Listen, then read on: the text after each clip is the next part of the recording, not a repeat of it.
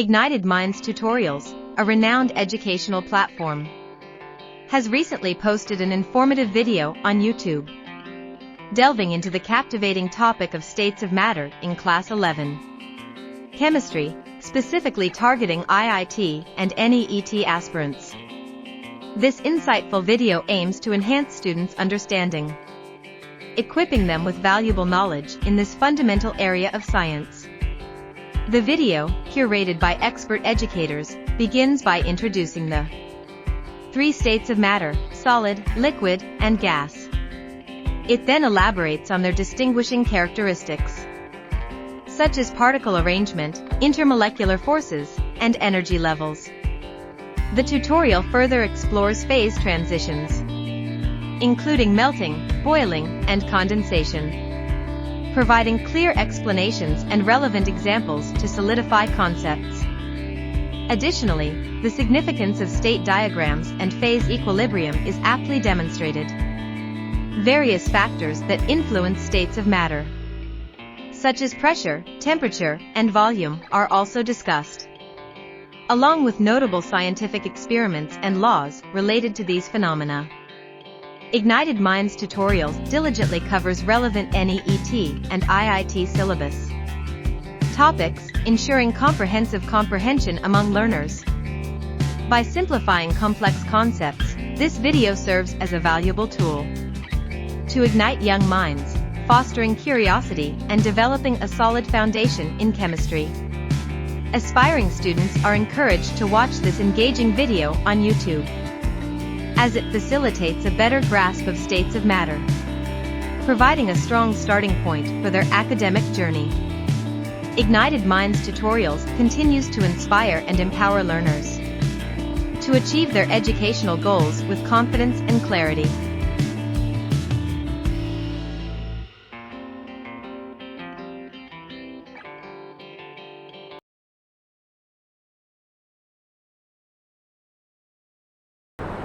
Okay people, we were doing these questions out here, ठीक है।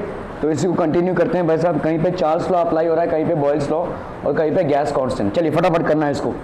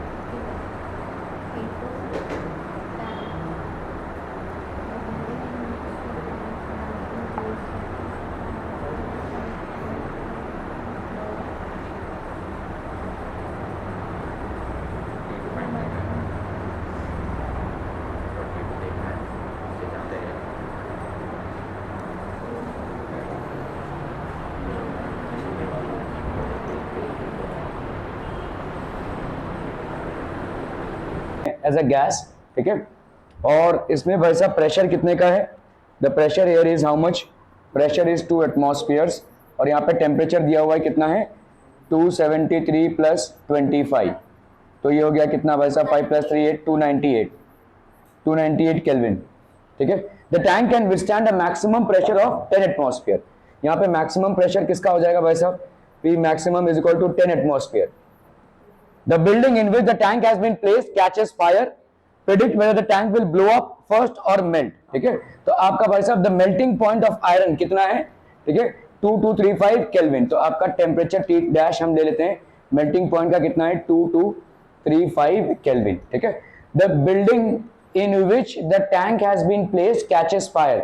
Predict whether the tank will blow up first or melt. तो पहले ये भाई साहब ब्लो अप हो जाएगा या मेल्ट होगा, ठीक है। तो हम पहले देख लेते हैं। यहाँ पे देखो प्रेशर कितना है, ठीक है। The tank can withstand a maximum pressure of 10 atmosphere. तो मैक्सिमम प्रेशर का टेम्परेचर कितना होगा, ठीक है। तो आपका यहाँ पे कौन सा लॉ लगाएंगे हम भाई साहब?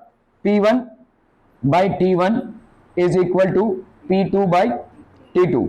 तो आपका यहाँ पे भाई साहब हम P2 निकालते हैं, सॉरी आपका T2 निकालते हैं। T2 क्या होगा भाई साहब? आपका प्रेशर जब कितना हो? 10 एटमॉस्फेयर का, क्योंकि इसकी बियॉन्ड में वो फट जाएगा, ठीक है। सो ये वाला टेम्परेचर कितना आ जाएगा बोलो, T2 will be equal to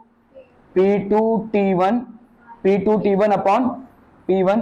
P2 की वैल्यू कितनी है यहाँ पे 10 into T1 that is 298 upon P1 that is 2, है ना। 2 5 10, 8 5 40, 1490 केल्विन, ठीक है। ये हो गया आपका टेम्परेचर भाई साहब, ठीक है। सो 1490 केल्विन पे आपका क्या हो जाएगा, ये ब्लास्ट हो जाएगा, क्योंकि 10 एटमॉस्फेयर तक ये झेल सकता है। समझ में आ रहा है ये सिलेंडर। अभी देखो यहाँ पे बिल्डिंग में आग लग गई है, तो आग लगी है तो इसका टेम्परेचर बढ़ेगा, ठीक है। टेम्परेचर बढ़ते बढ़ते जब ये टेम्परेचर कहां पे आएगा 1490 पे, तो ये सिलेंडर ब्लास्ट हो जाएगा, क्योंकि यही मैक्सिमम प्रेशर है, ठीक है। और तुम बोल रहे हो कि 2235 केल्विन पे ये क्या होगा, मेल्ट होना चालू करेगा। तो पहला कौन सा होगा बोलो, ब्लो अप हो जाएगा। So it will first blow up. क्या ये समझ में आ रहा है? यहाँ पे ये प्रेडिक्ट आपको ये बताना है whether the tank will blow up first or melt first. So it will blow up first because when the temperature is rising, it is going to reach a point of 1490 Kelvin before it reaches a point of 2235 Kelvin. ठीक है? At this temperature, the tank will start to melt. At this temperature, it will already blow up. ठीक है? Clear है? Question समझ में आ रहा है भाई साहब? यहाँ पे आपका अकॉर्डिंग टू गे-लुसाक्स लॉ आपका P1, अच्छा सॉरी मैं ये लिखना भूल गया, ये आपको लिखना पड़ेगा। जहां पे आपने चार्ल्स लॉ अप्लाई किया चार्ल्स लॉ लिखना है, जहां पे आपने बॉयल्स लॉ अप्लाई किया बॉयल्स लॉ लिखना है, और जहां पे आपने गे-लुसाक्स लॉ अप्लाई किया वहां पे गे-लुसाक्स लॉ लिखना है, ठीक है। P1/T2 हो गया P2/T2, तो आपका भाई साहब आपका हो गया 15 एटमॉस्फेयर, ठीक है। 15 है, कितना आया था हमारा, कितना आया था? हमने टेंपरेचर फाइंड किया था, इसमें pressure find out. Since the pressure of the tank is more than 10 atmosphere, the melting point, अच्छा melting, यहाँ पे melting point पे तो ये ज़्यादा difficult होगा, क्योंकि 298 से इसका division खैर हो जाएगा, कट तो जाएगा वो, ठीक है। The tank will blow up first, तो यहाँ पे देखो आप टेम्परेचर को फाइंड आउट कर सकते हैं या प्रेशर को फाइंड आउट कर सकते हैं, दोनों में से किसी को फाइंड आउट कर सकते हैं, क्योंकि आपको मालूम है कि आपका भाई साहब 10 एटमॉस्फेयर पे कितना टेम्परेचर हो जाएगा। अगर वो टेम्परेचर आपका भाई साहब 2235 से कम है, तो obviously it will first blow up and then it will basically explode. तो आप इस तरह से भी जा सकते हैं, ठीक है। You can also go this way.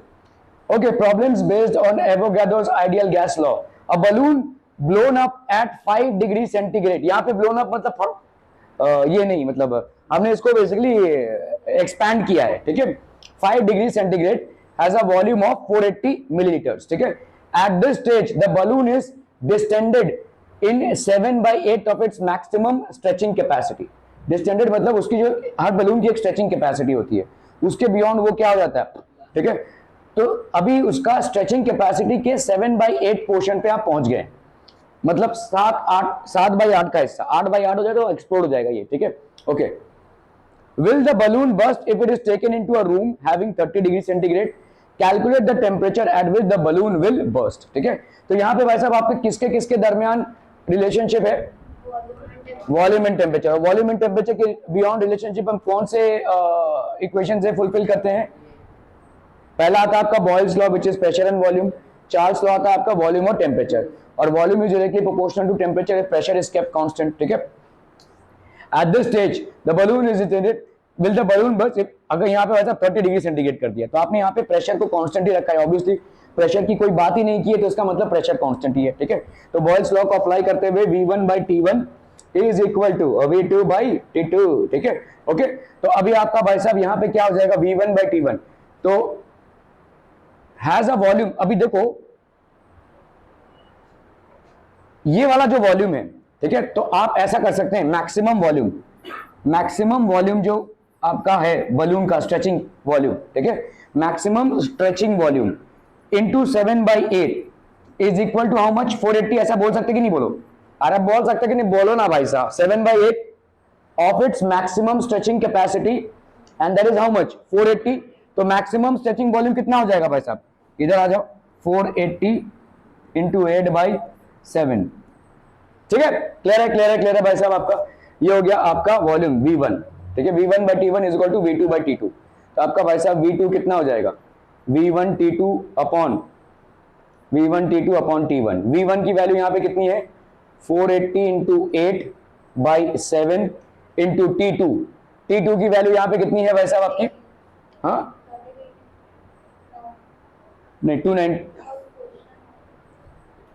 उसको किसी को कन्वर्ट किया ही नहीं हमने, ठीक है। विल द बलून बर्स्ट, तो आपका यहाँ पे V1 की वैल्यू कितनी हो जाएगी, चलो पहले V1 ले लेते हैं। V1 की वैल्यू कितनी है 480, T1 की वैल्यू कितनी है भाई साहब आपकी 5 ना, 5 डिग्री सेंटीग्रेड, मतलब हो गया आपका 278 केल्विन। तो V2 की वैल्यू यहाँ पे कितनी है नहीं मालूम, ठीक है। T2 की वैल्यू यहाँ पे कितनी है 270, तो ये हो गया आपका 293, ठीक है। तो V1 by T1 is equal to V2 by T2, तो इसका मतलब क्या हो जाएगा, V2 की वैल्यू हो जाएगी भाई साहब कितना V1 T2 बाई T1, ठीक है। V1 की वैल्यू कितनी है यहाँ पे 480, T2 की वैल्यू कितनी है आपकी 293 और T1 की वैल्यू कितनी है आपकी 278, है ना भाई साहब, ठीक है। तो अभी आप देखो 293 बाई 278 इंटू 480, ठीक है, 480 कितना हो जाएगा भाई साहब। अभी यहाँ पे आपका 480 इंटू 7/8 ये था आपका मैक्सिमम वॉल्यूम, है ना, sorry 480 into x maximum volume, इसकी वैल्यू कितनी थी 480, तो मतलब एक्स मैक्सिमम स्ट्रेचिंग वॉल्यूम कितना था आपका 480 इंटू 8/7 था, है कि नहीं, ठीक है। यहाँ पे कितना हो जाएगा देखो, विल द बलून बर्स्ट, अगर 30 डिग्री सेंटीग्रेड हो गया, यहाँ पे 2 नहीं आ रहा यार, 3 9 27 नहीं जाएगा ये, तो 278, तो बलून कब बर्स्ट हो जाएगा, maximum volume, maximum stretching volume, इसकी पहले कैलकुलेट कर लेते हैं। तो ये आपका मैक्सिमम स्ट्रेचिंग वॉल्यूम है, ठीक है, और ये भाई साहब इस बलून का अभी का वॉल्यूम है, ठीक है। आपको देखना पड़ेगा इन दोनों में से ग्रेटर कौन है। अगर भाई साहब ये ग्रेटर हुआ तो ऑब्वियसली बलून बर्स्ट कर जाएगा, और अगर ये ग्रेटर हुआ तो अभी भी बलून बर्स्ट नहीं करेगा। ये आपका मैक्सिमम स्ट्रेचिंग वॉल्यूम है, समझ में आ रहा है, ये मैक्सिमम स्ट्रेचिंग वॉल्यूम है 480 इंटू 8/7, और ये आपका भाई साहब अभी का वॉल्यूम है। तो आपको देखना है कौन सा यहाँ पे बड़ा हो जाएगा। ये क्या हो गया, सर 293 कैसे आया? अरे यहाँ पे 273 प्लस 30 होगा ना, 303 हो जाएगा, चलिए 303 T2 आपका हो गया भाई साहब 303, 8 + 7 15 65 भी नहीं जाएगा यार।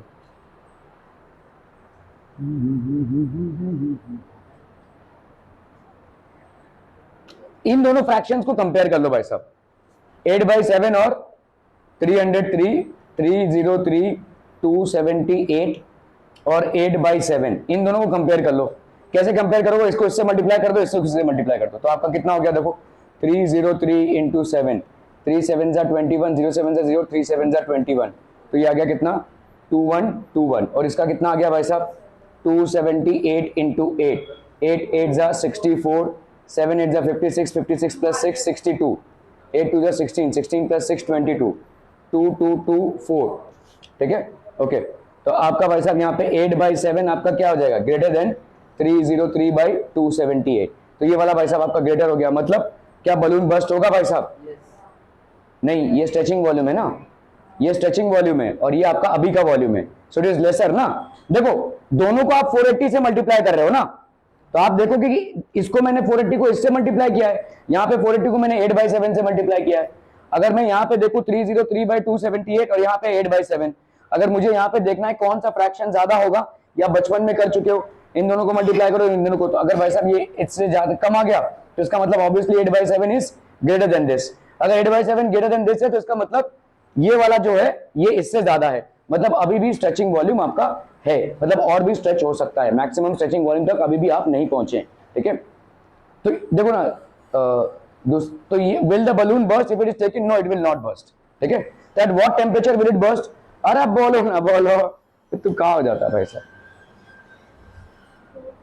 तो eight what temperature will it burst, देखो कौन से टेंपरेचर पे भाई साहब ये बर्स्ट हो जाएगा, यहां पे आपका है भाई साहब नीचे 278, ठीक है, 278, जब ये दोनों बराबर हो जाए ना, ठीक है, तो लेट्स से 480 कोई एक टेम्परेचर है x is equal to 480 into 8/7 at this temperature will burst, है कि नहीं, समझ में आ रहा, जब इक्वल हो जाए, क्लियर, 480 भाई साहब कैंसिल, x की वैल्यू, यार इतना कॉम्प्लिकेटेड है ना भाई साहब, ये कैलकुलेशन बिल्कुल पसंद नहीं मेरे को। 8 इंटू कौन सा अलग अलग करेंगे, रुक जा 1 मिनट रुक जा, पहले ये कर लेते हैं। 7 7 3 24, 7 3 21, 21,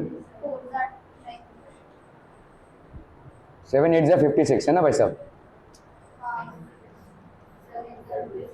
मैं पॉइंट में नहीं जा रहा हूं, अभी देखते हैं। 8 8 64, 3 8 24, 24 प्लस 6 30, अप्रोक्सीमेटली 304 पे ये बर्स्ट हो जाएगा, 304 केल्विन पे, जबकि इसका कितना था 303, एक डिग्री भाई साहब आपका बाकी था। ठीक है, हाँ क्या सॉरी क्या बोल रहा था, अलग अलग क्या क्या क्या अलग अलग आप पिछले टाइम में बोले टी वो 30 डिग्री लिया था उसमें, तो उसमें 30 डिग्री लेके करेंगे तो कुछ अलग ही आंसर आएगा। अरे 30 डिग्री ले सकते हैं ना चचा। 270 प्लस करना पड़ेगा। हाँ हाँ अलग अलग करने पे नहीं होगा, आपने दोनों आंसर साथ में लेके क्रॉस को कॉमन लेके किया ना, वैसे ही होगा। कोई और नहीं। ये मेरे को क्या बोल रहा है, मैं अभी तक समझ में नहीं आ रहा है। हाँ नहीं तू क्या बोल रहा है, मैंने अलग अलग लिया। तो मेरा आंसर 523 है मेरा। किसमें, इसमें मैक्सिमम कैपेसिटी, मैंने तो वो आंसर निकाला ही नहीं। हाँ तुम निकाल सकते हो, लेकिन उस क्वेश्चन को यहाँ पे पूछा ही नहीं है। अगर उसको निकालेंगे तो निकाल सकते हैं अपन, लेकिन ये क्वेश्चन यहाँ पे पूछा ही नहीं है। That you can do. तुम्हारा क्या आंसर आया, शायद सही आया होगा आंसर, मुझे नहीं मालूम, but I have not calculated it, क्योंकि मुझे जरूरत नहीं पड़ी। यहाँ पे जो सवाल पूछा है वो मुझे आंसर देना है, और उसके हिसाब से भाई साहब ये बर्स्ट नहीं होगा। और यहाँ पे पूछा है कौन से मैक्सिमम टेम्परेचर पे बर्स्ट आउट हो जाएगा। ठीक है, तो तुमने जो आंसर निकाला है लगभग वो किसी काम का नहीं है, समझ में आ रहा है, क्योंकि इस क्वेश्चन में वो नहीं पूछा है। Yes you can find out the value, that is not a problem. तो आप देख लो यहाँ पे 480, ठीक है, 480 भाई साहब 8/7 है, समझ में आ रहा है। 480/7 ये कितना हो गया आपका, तो 5, ये आपका भाई साहब मैक्सिमम वैल्यू हो गया। तेरा आंसर गलत आया, 523 नहीं होगा, इतना होगा millilitre. The balloon will burst, the balloon will burst. अभी इसको एक्चुअली में निकालने का कोई जरूरत नहीं है। ठीक है, तो आपका चार्ल्स लॉ अगर हम अप्लाई करते हैं भाई साहब, तो यहाँ पे V2 की वैल्यू कितनी हो गई 523 point. The balloon will not burst at 30। ठीक है, तो balloon is not going to burst at 30 degree centigrade. ये वाला V2 का वॉल्यूम है 523। हाँ तो तू मैक्सिमम वॉल्यूम की बात कर रहा था, ये वाले वॉल्यूम। हाँ ठीक है, चलिए 523 है मैक्सिमम वॉल्यूम से, ये कम है। ठीक है, देखो मैंने क्या किया था यहाँ पे 480 इंटू 8/7 ये किया, और एक जगह पे क्या है आपका 480 इंटू 303/278। इसका वैल्यू कितना आया है 523.16 मिलीलीटर, और इसका वैल्यू कितना आया भाई साहब, कितना 5 कुछ आया ना। अरे इसका वैल्यू क्या है, अभी तो निकाला था यहाँ पे, देखो नहीं इसे लिखा ना, ये देखो 548.6। ठीक है, तो इसका वैल्यू कितना आया भाई साहब आपका, ये वाला वैल्यू अगर आप देखोगे, देखो यही कर रहे हैं ना हम यहाँ पे, देखो मैंने ये इसका वैल्यू मैंने वैल्यू निकाला ही नहीं है, क्योंकि जरूरत नहीं है तुमको। इसका वैल्यू इतना आया, इसका वैल्यू आया 548.6। ठीक है, क्लियर है। इसमें हम बोल रहे हैं कि अच्छा अभी तक तो ये पहुंचा नहीं है, तो इसका मतलब अभी तक बास नहीं होगा। लेकिन इतना सब कुछ, इतना वैल्यूज निकालने से अच्छा है तुम इन दोनों फ्रैक्शंस में निकाल लो ना कौन सा बड़ा है, क्योंकि एक्चुअली में तो तुम दोनों को मल्टीप्लाई कर रहे हो। ठीक है, मैथमेटिक्स अप्लाई कर रहे हैं यहाँ पे। ठीक है, प्योर केमिस्ट्री से करने जाओगे तो वैसा करेंगे, लेकिन यहाँ पे कोई वॉल्यूम, तो इन दोनों में कौन सा ग्रेटर फ्रैक्शन है, तो 8/7 कर लिया तुमने, और 303/278 कर लिया। मल्टीप्लाई कर रहे हो तो तुमको लिख रहा है कि भाई साहब 8/7 इज ग्रेटर देन 303/278। 278 से भाई साहब ये ग्रेटर है। ठीक है, अगर ये ग्रेटर है तो इसका मतलब ये भाई साहब इससे ग्रेटर है, अगर ये इससे ग्रेटर है तो इसको और ज्यादा हम स्ट्रेच कर सकते हैं। So it is not going to explode. Are we clear to this one. ठीक है, तो यहाँ पे आप ऐसे कर सकते हैं, लेकिन वैल्यू से तो कोई मतलब नहीं, आपको वैल्यू यहाँ पे कैलकुलेट करने नहीं दिया गया है। आपको यहाँ पे ये जरूर कैलकुलेट करने दिया गया कि किस वॉल्यूम पे ये ब्लास्ट हो जाएगा। ठीक है, मतलब क्या करोगे, अभी इधर आ जाओ, अभी तुमको ये वाला टेम्परेचर नहीं मालूम। ठीक है, तो यहाँ पे क्या करोगे 480 इंटू एक्स लिख दो, बाकी तुम्हारा भाई साहब 278 ही रहेगा ये। ठीक है, this will be equal to how much 480 into 8/7। अब भाई साहब कर लो यहाँ पे कट्टम कुट्टम करके। ठीक है, so that is how you will get the answer. तो calculate the temperature V1/T1 is equal to V2/T2। So यहाँ पे देखो 5 है, ये कहां से आ गया, अच्छा उसका लिया है। ठीक है, वो कैलकुलेट करेंगे तो भी आपका कितना आंसर देखो 317.7। ठीक है, क्लियर है, समझ में आ रहा। ओके, इसको आप डिग्री सेंटीग्रेड में कन्वर्ट करने के लिए 273 को माइनस कर दो, so you will get 44.7। So the balloon will burst as soon as the temperature exceeds 44.7। The temperature at the foot of a mountain is 30 degree centigrade and the pressure is 760 millimeter of Hg, whereas at the top of the mountain these are 0 degree centigrade and 710 millimeter of Hg. Calculate the densities of air at the foot and the top of the mountain. चलिए भाई साहब इसको करना है फटाफट।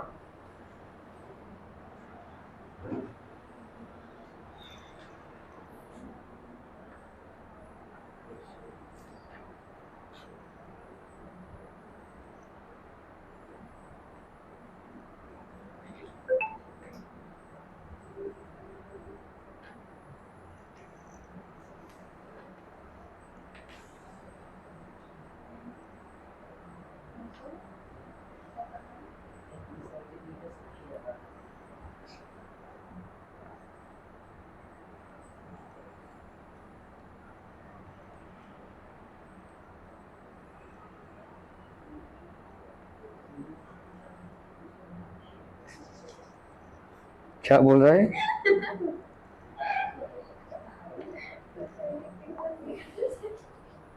Okay, the temperature at the foot of a mountain is 30. तो यहाँ पे T1 की वैल्यू कितनी हो गई भाई साहब? 273 plus 30, so that will B how much?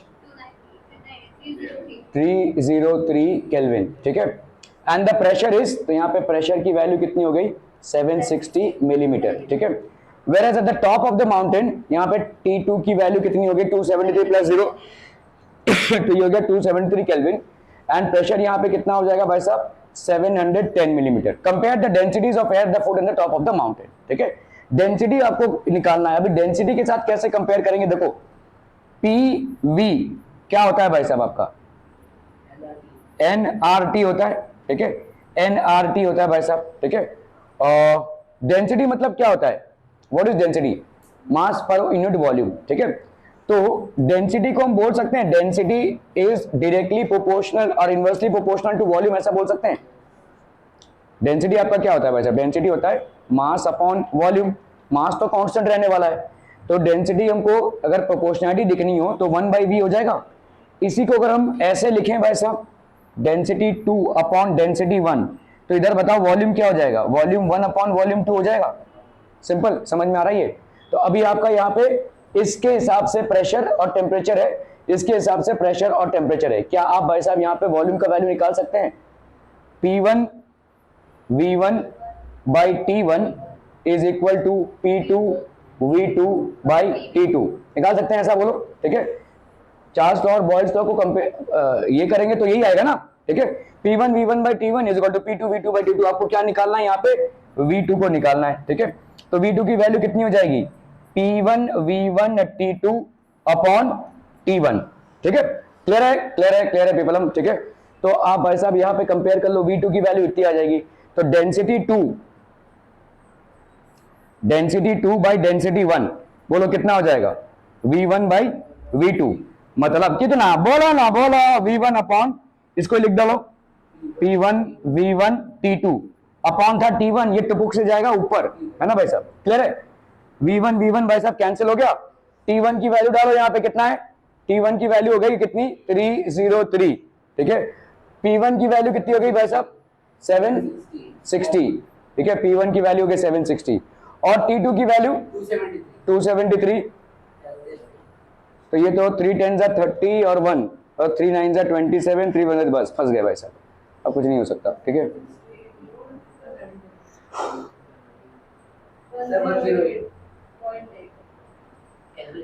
नहीं, लेकिन एकदम एग्जैक्ट आ गया. अच्छा, डॉट डॉट में कितना है? 108.840. कैसे होगा भाई? इधर नीचे तो 8000 के ऊपर है. अरे मैं बोल रहा हूँ ऊपर 100 है ना, कैसे आएगा 108? ऊपर समझ लो 100 है ना, नीचे कितना है? 8000 है. 760 और समझ लो ये ऑलमोस्ट 100 हो गया. 80,000 हो गया नीचे. यूसुफ ने डायरेक्ट 303 डिवाइडेड बाय 12.0 समथिंग आ रहा है. अरे कैसे आएगा यार? नीचे देखो ना कितना है? 760 इंटू 91 है.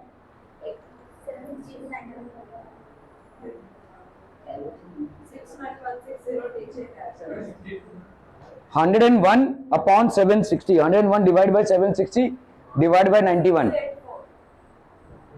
684.7.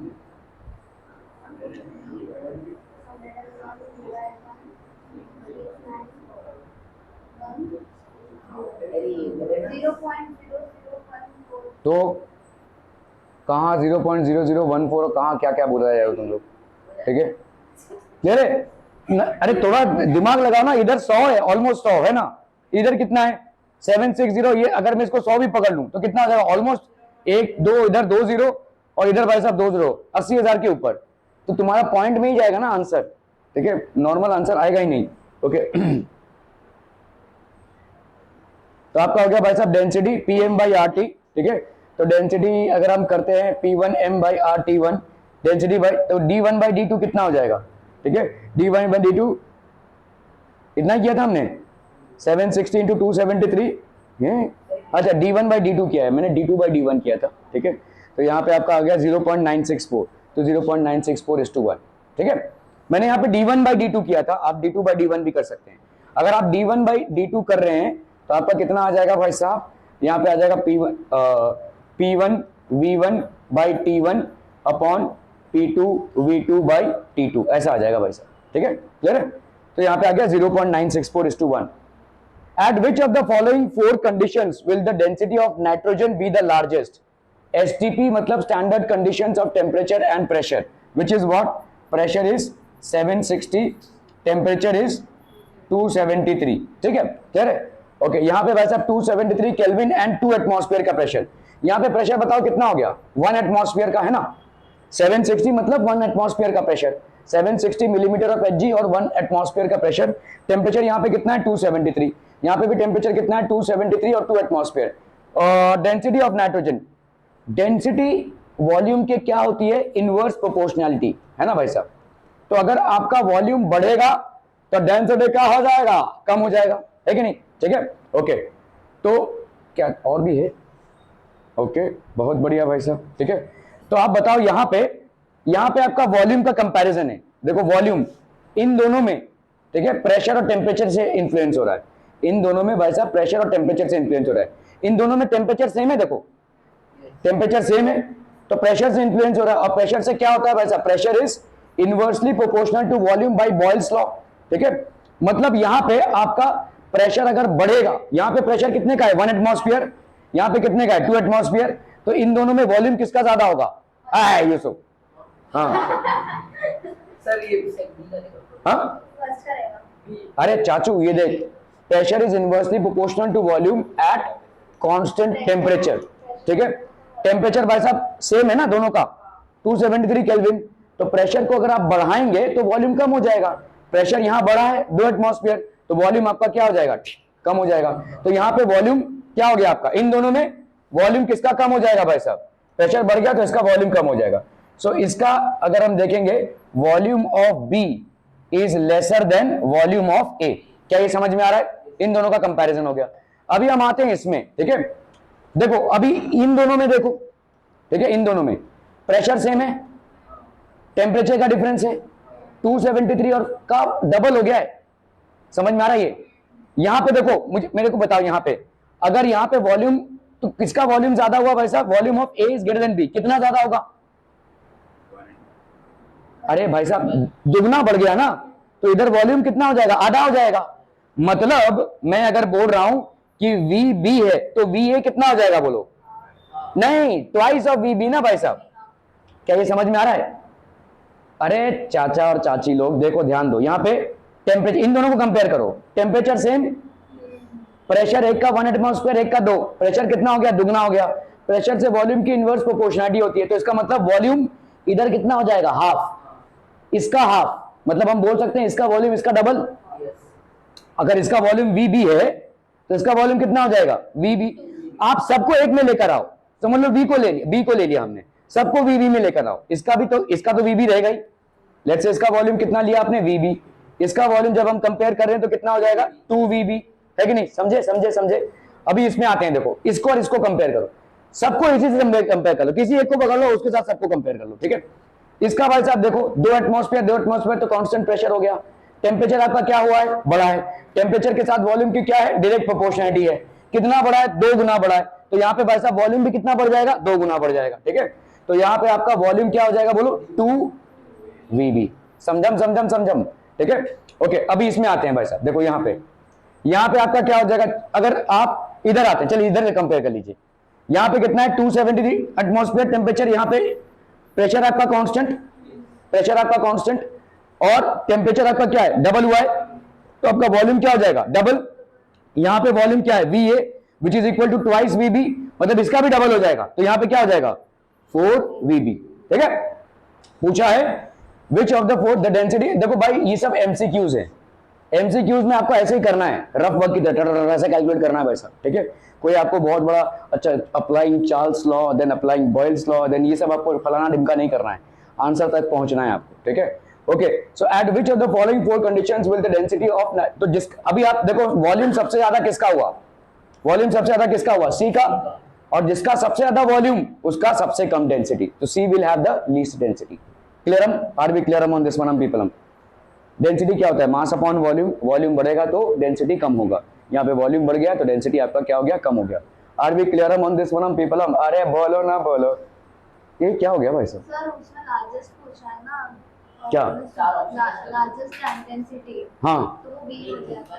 तो बी तो हुआ, नहीं, वही बोल रहा हूँ ना मैं, ठीक है। आपका वॉल्यूम जहां पे लार्जेस्ट हो जाएगा डेंसिटी वहां पे भाई साहब, सॉरी हाँ, वॉल्यूम जहां पे लार्जेस्ट हो जाएगा, वॉल्यूम जहां पे लार्जेस्ट होगा डेंसिटी वहां पे लीस्ट होगा।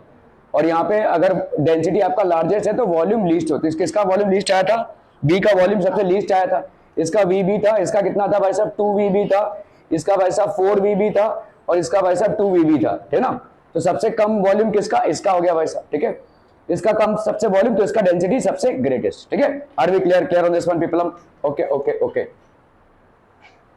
Calculate the number of gaseous molecules left in a volume of 1 millimeter cubic if it is pumped out to give a vacuum of 10 raised to minus 6 millimeter Hg at 298 Kelvin। चलिए भाई साहब इसको करना है फटाफट।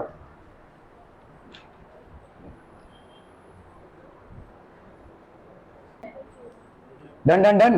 Calculate the number of gaseous molecules left in a volume of 1 millimeter cubic if it is pumped out to give a vacuum of, ठीक है। Okay, तो calculate the number of gaseous molecules left in a volume of 1 millimetre cubic, ठीक है। If it is pumped out to give a vacuum of 10 raise to minus 6 millimetre Hg at 298 1 millimetre cubic left in a volume of PV भाई साहब कितना है? PV होता है आपका nRT, ठीक है। Number of gaseous molecules left in a volume of 1 millimetre cubic if it is pumped out to give a vacuum of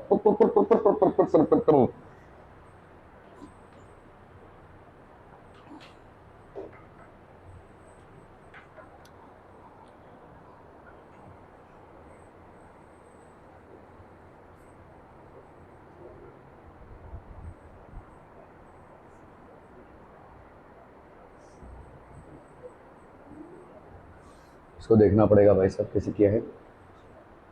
तो गिवन वॉल्यूम कितना है आपका? 1 मिलीमीटर क्यूबिक। 1 मिलीमीटर क्यूबिक को हम 10 raise to minus 6 decimetre cubic लिख सकते हैं, या इसको हम 10 रेज़ टू माइनस 6 लीटर भी लिख सकते हैं, ठीक है। प्रेशर भाई साहब, ठीक है, 10 raise to minus 6 millimetre of Hg है, ठीक है।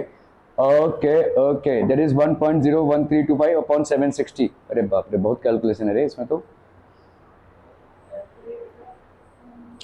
ठीक है। तो आपका देखो 1 मिलीमीटर ऑफ Hg या 760 मिलीमीटर ऑफ Hg में कितना प्रेशर होता है? 1.013 इंटू 10 रेज़ टू 5, ठीक है, पास्कल, ठीक है। ओके, अगर हम इसको बोलते हैं भाई साहब 1 मिलीमीटर ऑफ Hg में कितना हो जाएगा भाई साहब? 1.013 इंटू 10 रेज़ टू 5 अपॉन 760 कितना भाई साहब? पास्कल, ठीक है। ओके, तो यहाँ पे कितना है आपका? 10 रेज़ टू माइनस 6 मिलीमीटर, तो ये हो जाएगा आपका 1.013 into 10 raise to 5 into 10 raise to minus 6, ठीक है, अपॉन 760, ठीक है। So that is going to give you how much? 1.333 into 10 raise to minus 7 kilo pascal. So amount of gas कितना हो जाएगा? N, that will be PV by RT। Clear है? N हो गया आपका PV बाई RT। तो pressure हमने निकाल लिया कितना है? 1.33 into 10 raise to minus 7। Volume निकाला हुआ है, R की वैल्यू है 8.314 किलो पास्कल, ठीक है। याद करो भाई साहब, इतना था ना, किलो पास्कल पर डेसीमीटर क्यूबिक। यहाँ पे डेसीमीटर क्यूबिक की जगह पे आप लीटर भी लिख सकते हो, इसको हम लीटर भी लिख सकते हैं, ठीक है। क्लियर है? किलो पास्कल डेसीमीटर क्यूबिक, और इसको डिवाइड करेंगे, कैलकुलेशन वाला सवाल है भाई साहब, ठीक है। So this will be 5.38 into 10 raise to minus 17 moles. Therefore number of molecules कितना हो जाएगा? इसको आप देखो, एक मोल में कितने मॉलिक्यूल्स होते हैं? एक मोल में होते हैं 6.023 इंटू 10 रेज़ टू 23, तो 5.38 into 10 raise to minus 17 moles में कितने हो जाएंगे? एवोगाड्रोस नंबर से मल्टीप्लाई करके भाई साहब आएगा आपका 3.24 इंटू 10 रेज़ टू 7। ओके, चलिए भाई साहब इसको करना है फटाफट फटाफट।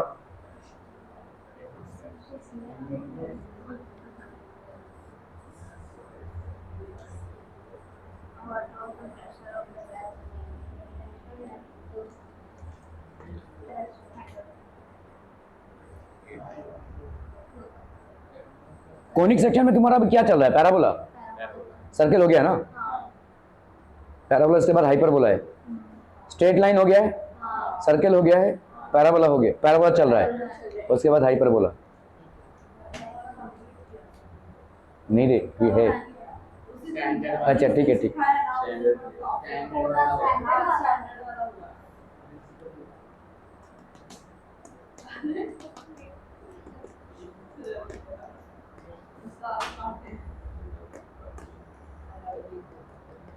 डन डन डन, हाँ मालूम है।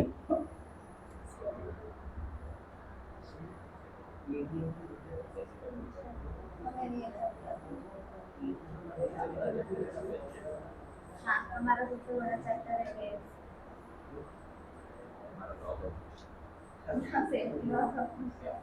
नहीं, नॉर्मल मोशन और वेव्स दोनों इक्वल है।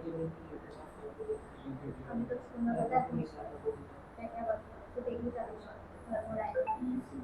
वेव चल रहा है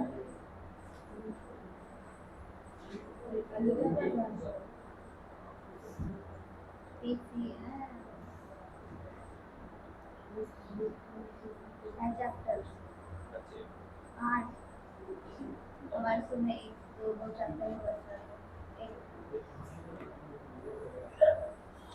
केमिस्ट्री का होना है फिजिक्स में।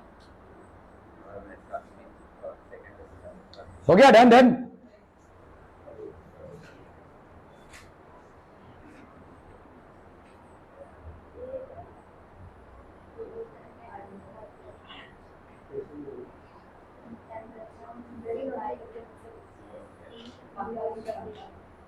A refrigeration tank holding 5 liter freon gas at 25 degree centigrade. तो V1 की वैल्यू कितनी हो गई भाई साहब? 5 लीटर, ठीक है, एट 25 डिग्री सेंटीग्रेड। T1 की वैल्यू कितनी है भाई साहब? 273 plus 25, so that will B how much? 298 kelvin, ठीक है, that will B 298 kelvin. And 3 atmospheric pressure, ठीक है, V1 T1 प्रेशर आपका P1 यहाँ पे कितना हो गया? 3 एटमॉस्फेयर प्रेशर, ठीक है।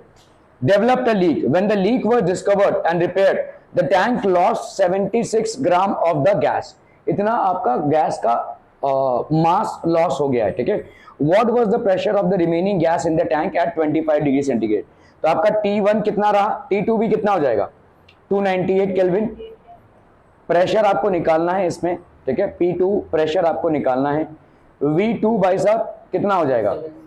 हाँ नहीं, 76 ग्राम है वो, मास है, ठीक है, ग्राम है वो, ठीक है। तो आपका V2 का वैल्यू कितना हो जाएगा? देखो वॉल्यूम जो होता है, ठीक है, वॉल्यूम क्या, तो यहाँ पे आपका volume basically when the mass, तो PV क्या होता है भाई साहब? आपका nRT होता है, ठीक है। फिर तो इसके हिसाब से आप वॉल्यूम को निकाल सकते हैं। nRT आपको मालूम है, प्रेशर मालूम है, तो आपका नंबर ऑफ मोल्स आ जाएगा। नंबर ऑफ मोल्स मतलब मास ऑफ द गैस, ठीक है, अपॉन मॉलिक्यूलर मास, ठीक है। ये आ जाएगा आपका मास ऑफ द गैस, तो ये आ जाएगा आपका मास of the gas upon molecular mass, ठीक है। तो P1 V1 is equal to NR, ठीक है, व्हेन द लिख, तो N1 आपका RT1, ठीक है। N इज इक्वल टू भाई साहब कितना हो जाएगा? N1 is equal to M1 by molecular mass, ठीक है। P2 V2 कितना हो जाएगा बोलो?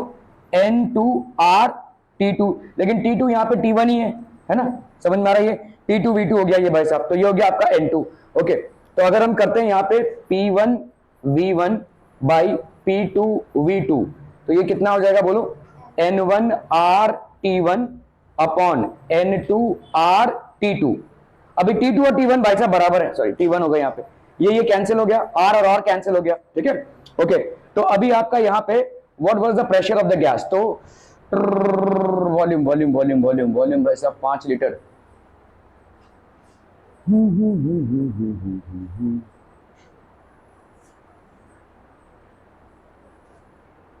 Number of moles,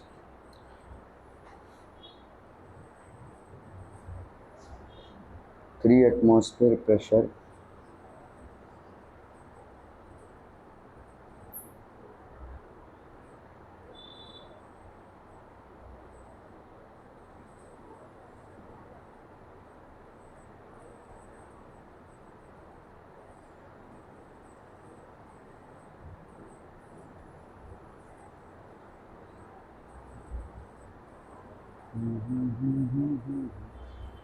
five litre, three atmosphere pressure when the discovered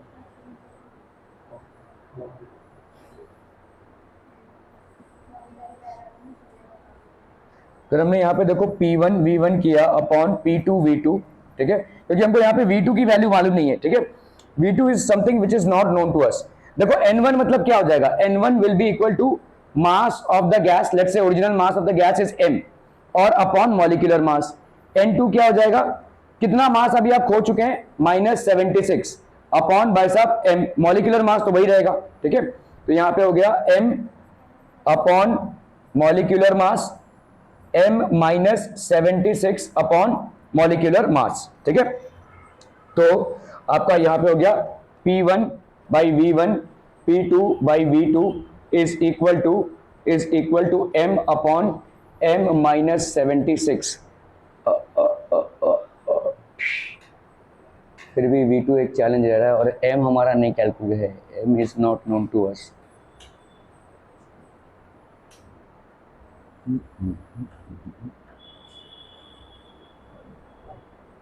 यहाँ पे इसका मॉलिक्यूलर मास से कुछ लेना देना रहेगा भाई साहब, 5 लीटर। मॉलिक्यूलर मास से इसका वैसा इधर जरा ध्यान देंगे।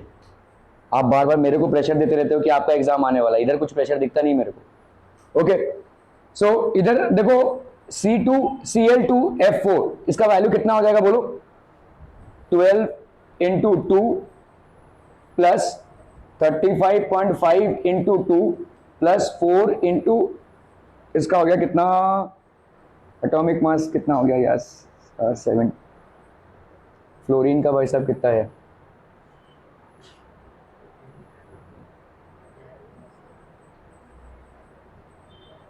Atomic mass of fluorine is how much, इसका तो 12 हो गया भाई साहब, 35.2 इंटू 2 और फ्लोरीन इज,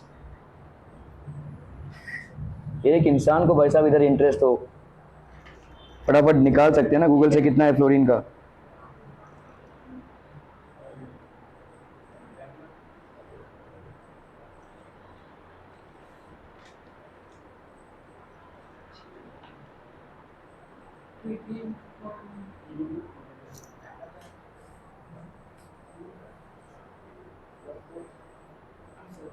एटीन तो नहीं होगा यार, फ्लोरीन का 9,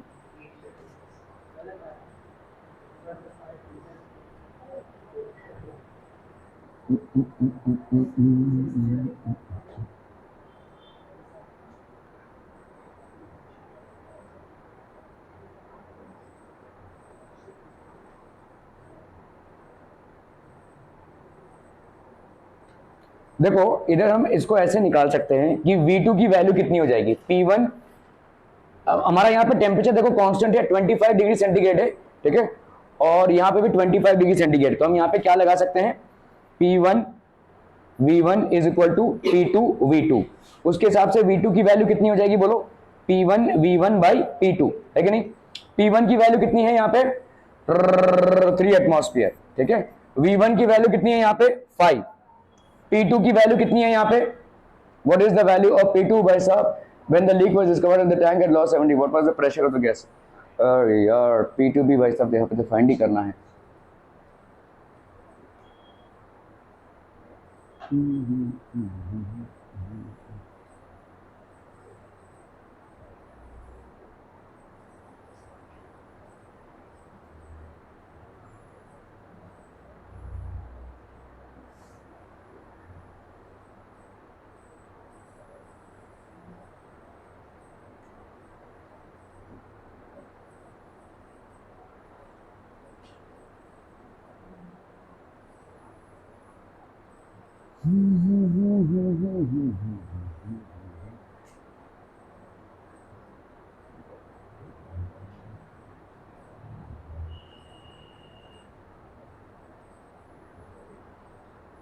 Atmosphere 0. Original gas pressure is how much, PVNRT 3 into 5 into 0.02 into 298।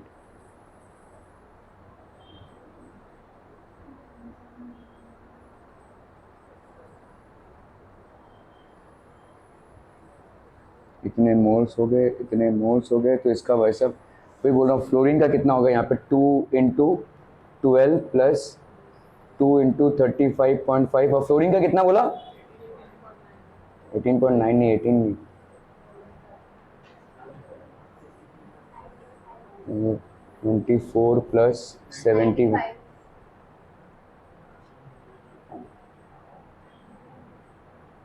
170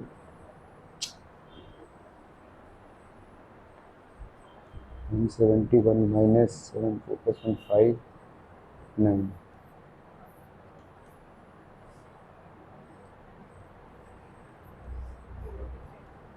19 लिया है 19 इंटू 4 ये 76 लिया है ठीक है ओके नंबर ऑफ मोल्स इसमें से निकले भाई साहब ठीक है quantity remaining in the tank is 105 minus 76 29 तो इन मोल्स ये हो गया कितना भाई साहब तो NRT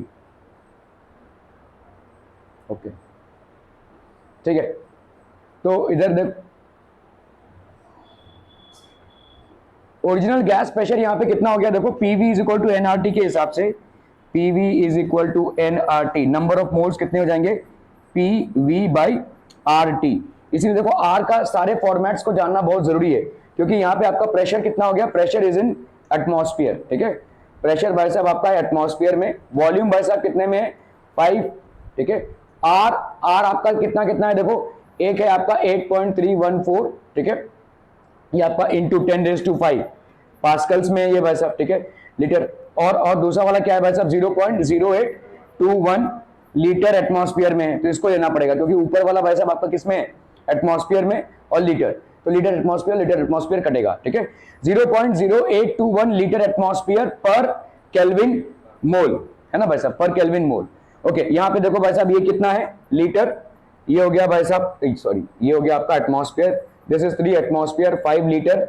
0.0821 लीटर एटमॉस्फेयर पर केल्विन पर मोल ठीक है और इधर है आपका केल्विन टेम्परेचर आपका कितना है दोनों में ही 298 है ठीक है 298 तो ये केल्विन और केल्विन कैंसिल भाई साहब ये एटमॉस्फेयर कैंसिल लीटर कैंसिल ठीक है तो इसका आंसर भाई साहब कितना आ रहा है the answer which is coming here is how much 0.613 ठीक है 0.613 मोल ठीक है अभी देखो 1 मोल ऑफ C2Cl2F4 इसका मास कितना है भाई साहब आपका 24 प्लस 71 प्लस 76 4 प्लस 1 5 171 ठीक है इसका कितना मास है भाई साहब आपका 171 ग्राम्स ठीक है तो 1 मोल भाई साहब कितना मास ऑक्यूपाई कर रहा है 170 ग्राम ठीक है तो 0.613 का कितना हो जाएगा 0.613 इंटू 171 ग्राम्स ठीक है क्लियर है समझ में आ रहा है इतना ग्राम्स मतलब अभी पहले कितना ग्राम्स था यहाँ पे 100